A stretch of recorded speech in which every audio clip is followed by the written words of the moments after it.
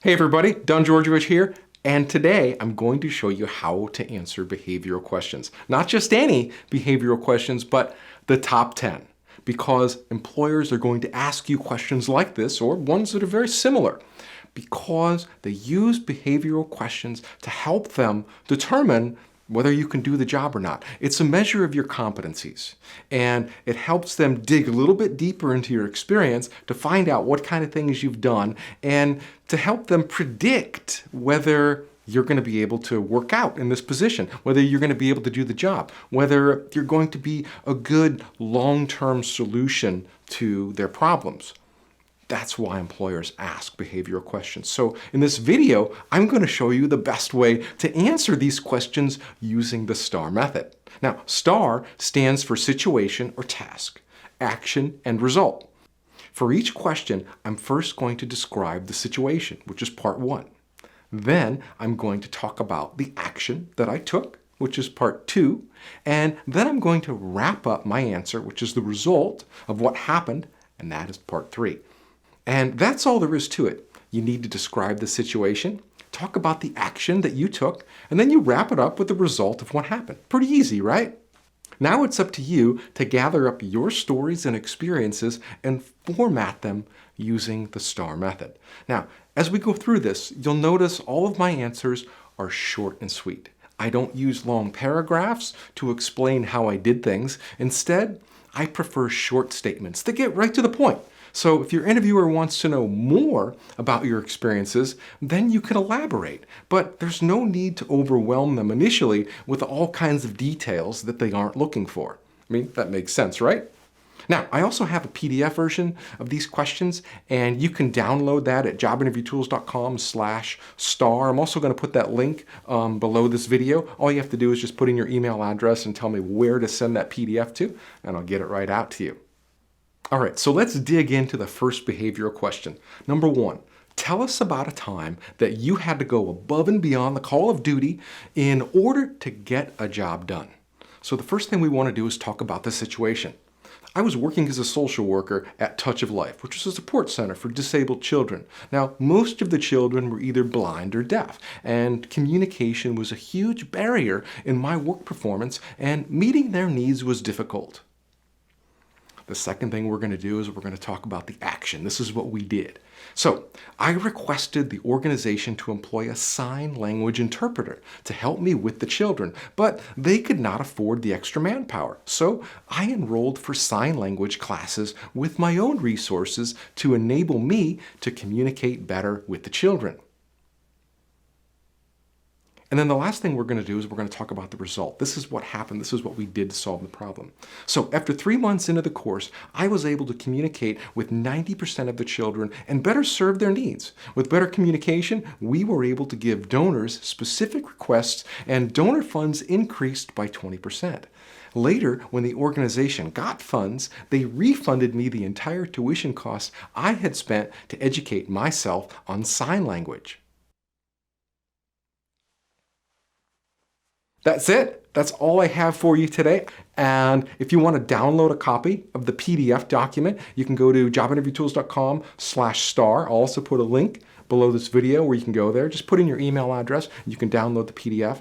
Now, if you want to go farther in this, if you want to get more examples to more behavioral questions and just to dig deeper than I can in this video, I would strongly suggest picking up a copy of the Complete Interview Answer Guide. I have over 40 different behavioral questions using the STAR method in this guide. And then I also have an additional, I don't even know how many, maybe 20 or 30 more behavioral questions that don't really use the STAR method, but they use more of a conversational style. So it's not like you're breaking up the answer into these individual components. Now you don't, like with the STAR method, you don't have to do the situation first. You can start with the result and you can work backwards. So it really just depends on how you want to tell the story.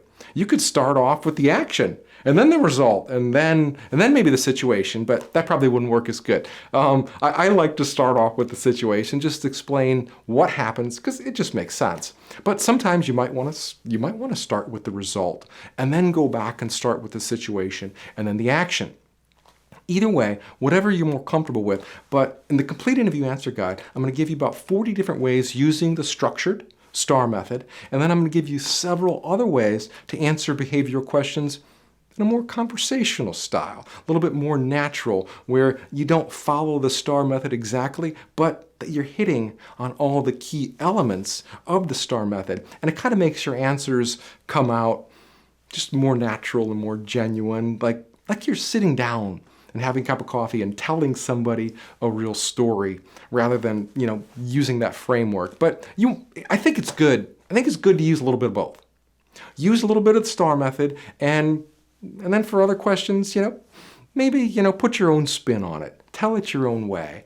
And it'll be easier for you that way because you're not trying to create a structure around it. You're trying to tell a story in maybe the way it unfolded and not necessarily, and maybe that doesn't really fit with the STAR method. So whatever you want to do, either follow the structure of the STAR method or put your own spin on it.